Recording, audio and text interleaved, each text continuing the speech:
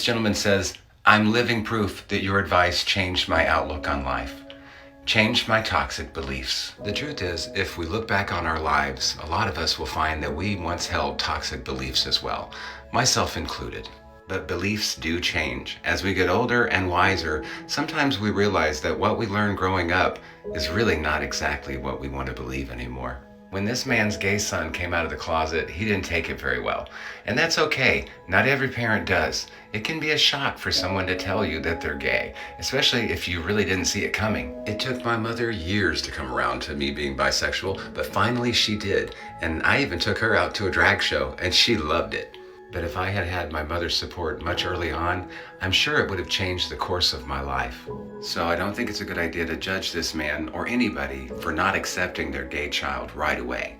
He landed on my channel and he watched my videos about my life story.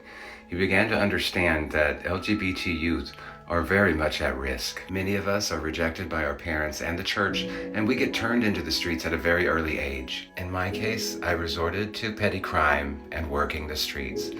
But thank God your child doesn't have to do that, because he's got a father who truly loves him enough to change. And so you, sir, are the one who inspires me, because you changed your thinking. You decided to love your child more than your church. You decided to love your child more than your preacher, and you love your child more than your Bible.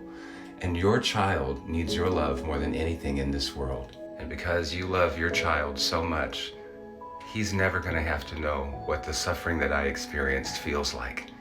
And that just means everything. That changes the world. You are changing the world. Thank you for that.